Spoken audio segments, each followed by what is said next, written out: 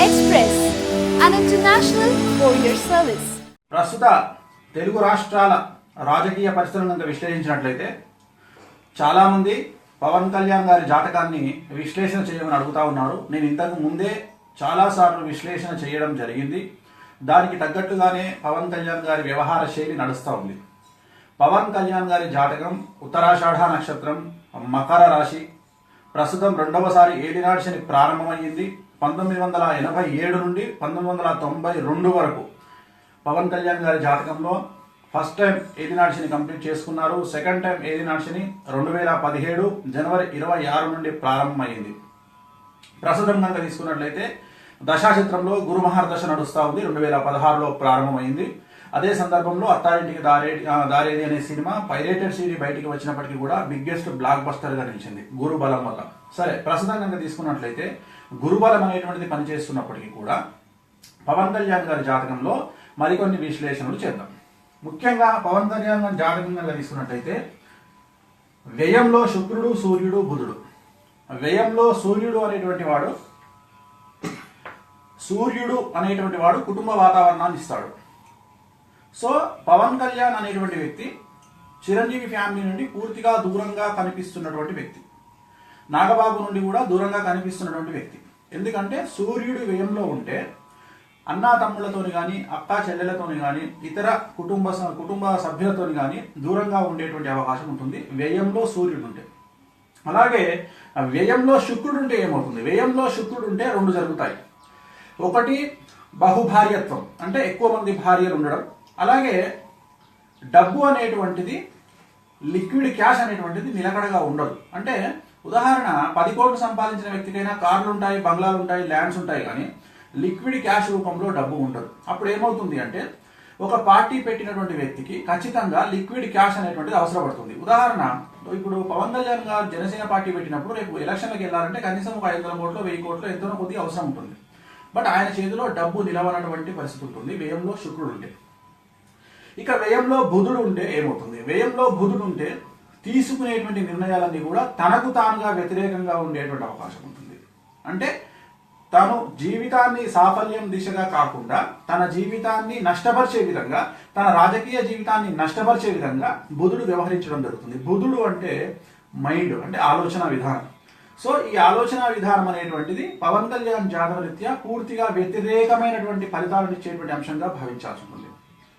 ఉదాహరణ, చంద్రబాబు నాయుడు అనేటువంటి వ్యక్తి పవన్ కళ్యాణ్ గారికి ఒక రకంగా తీసుకుంటే, రేపు కాబోయేటువంటి సీఎం కనుక పవన్ కళ్యాణ్ అనుకుంటే చంద్రబాబు నాయుడు ఎక్స్ పార్టీ కింద వస్తాడు. అలాగే జగన్మోహన్ రెడ్డి కూడా ఎక్స్ పార్టీ కింద వస్తాడు. బట్ చంద్రబాబు నాయుడుకు సన్నిహితంగా పవన్ కళ్యాణ్ మెలగడం అనేటువంటిది 100% పవన్ కళ్యాణ్ యొక్క రాజకీయ జీవితాన్ని నష్టపరిచే విధంగా ఉండేటువంటి నిర్ణయం. ఇది నెంబర్ 1.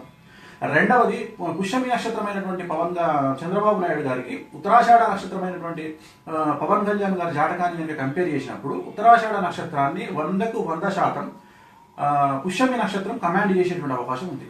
కాబట్టి పుష్యమి నక్షత్ర జాతకుడైనటువంటి చంద్రబాబు నాయుడు గారు ఖచ్చితంగా పవన్ కళ్యాణ్ గారిని అధిగమించేటువంటి అవకాశాలు ప్రస్ఫుటంగా కనిపిస్తూ ఉన్నాయి. కాబట్టి ఈ కాంబినేషన్ ఏదైతే ఉందో, పవన్ కళ్యాణ్ అండ్ చంద్రబాబు నాయుడు కాంబినేషన్ ఏదైతే ఉందో 100కు 100% చంద్రబాబు నాయుడుదే పైచేయిగా ఉండి పవన్ కళ్యాణ్ పూర్తిగా పక్కకు తొలగిపోయేటువంటి అవకాశాలు గోచరిస్తూ ఉన్నాయి. ఇక రాహువు, చంద్రుడు, కుజుడు కాంబినేషన్. కుజుడు అంటే మాంగళ్యము. ఆల్రెడీ మీకు తెలుసు, పవన్ కళ్యాణ్ గారి జాతకంలో వైవాహిక జీవితానికి సంబంధించినటువంటి సమస్యల గురించి నేను మాట్లాడదలుచుకోలేదు, ఎందుకంటే చాలా సమస్యలు ఉన్నాయి కాబట్టి. రెండవది, చంద్రుడు అంటే మనఃకారకుడు. ఇంతకుముందు మనం బుధుడు అంటే మైండ్ కారకుడు అనుకున్నాం, ఇది మనఃకారకుడు. సో పవన్ కళ్యాణ్ గారి జాతకంలో మైండ్ చెప్పేది ఒకటి, మనసు చెప్పేది ఒకటి. ఈ రెండింటికి కోఆర్డినేషన్ ఉండదు. ఈ రెండు కోఆర్డినేషన్ దెబ్బతింటాయి. అందువల్ల ఈయన మానసికమైనటువంటి స్థితి చాలా డిఫరెంట్గా ఉండే అవకాశం ఉంటుంది. ఈయన తీసుకునేటువంటి నిర్ణయాలు కూడా ఎవరికి అంతు చిక్కనటువంటి నిర్ణయాలుగా ఉంటాయి. అంటే ఇప్పుడు సమాజంలో ఒక ముఖ్యమంత్రి కావాల్సినటువంటి వ్యక్తి 99 మంది తీసుకునేటువంటి నిర్ణయాలు ఒక రకంగా ఉంటే, ఈ పవన్ కళ్యాణ్ గారు తీసుకునేటువంటి నిర్ణయాలు పూర్తిగా వ్యతిరేకమైన నిర్ణయాలుగా ఉంటాయి. రెండవది, ఏలినాడు శని. ఏలినాడు శనిలో కూడా రెండవసారి ఏలినాడు శని అనేటువంటిది చాలా విపరీతంగా చూపించేటువంటి అవకాశం ఉంది. మరీ ముఖ్యంగా 7వ తేదీ అంటే రేపు రాబోతున్నటువంటి గ్రహణం ఏదైతే ఉందో మకర రాశి జాతకులకు సంబంధించినటువంటి గ్రహణం కాబట్టి ఖచ్చితంగా మానసికంగా పవన్ కళ్యాణ్ గారి మీద ఈ యొక్క చంద్రగ్రహణ ప్రభావం ఖచ్చితంగా ఉండేటువంటి అవకాశం ఉంటుంది. కాబట్టి ఈయన తీసుకోబోయేటువంటి నిర్ణయాలన్నీ కూడా చంద్రబాబు నాయుడు గారికి అనుకూలంగా ఉంటూ పవన్ కళ్యాణ్ గారికి పూర్తిగా వ్యతిరేకమైన దిశలో ఉంటూ రాబోయే కాలంలో పవన్ కళ్యాణ్ గారి జాతక పరిశీలనలో భాగంగా నాకు అర్థమైన విషయం ఏమిటంటే, రాబోయే కాలంలో పవన్ కళ్యాణ్ గారి రాజకీయ జీవితంలో చాలా సంచలనాలు నమోదు కాబోతా ఉన్నాయి. పాజిటివ్ వైపు కాదు, నెగిటివ్ వైపు. ఖచ్చితంగా సమస్యల బారిన పడే అవకాశం ఉంది. అంటే ఒక ముఖ్యమంత్రి కాగలిగినటువంటి జాతకం అయితే పవన్ కళ్యాణ్ గారి జాతకంలో లేదు అని చెప్పాల్సి ఉంటుంది ఈ ప్రస్తుతం ఉన్నటువంటి జాతక రీత్యా. ఎందుకంటే ఆయన తీసుకుంటున్నటువంటి నిర్ణయాలు కూడా ఒంటరి పోరాటం చేయాల్సినటువంటి స్టేజ్లో తాను చంద్రబాబు నాయుడు గారికి అనుకూలంగా వ్యవహరిస్తూ దానివల్ల చంద్రబాబు నాయుడు గారికి ఖచ్చితంగా అనుకూలమైనటువంటి ఫలితాలు ఉండబోతా ఉన్నాయి. ఎందుకంటే చంద్రబాబు నాయుడు గారి పుష్యమి నక్షత్రం కాబట్టి ఖచ్చితంగా పవన్ కళ్యాణ్ గారి జాతకాన్ని కమాండ్ చేసే జాతకము. వాస్తవంగా చెప్పాలంటే చంద్రబాబు నాయుడు గారికి పవన్ కళ్యాణ్ సహాయం అవసరం లేదు. ఇద్దరి కాంబినేషన్ తీసుకున్నప్పుడు చంద్రబాబు నాయుడు గారి జాతకం చాలా అనుకూలంగా ఉంది, బట్ పవన్ కళ్యాణ్ గారి జాతకం అనుకూలంగా లేదు.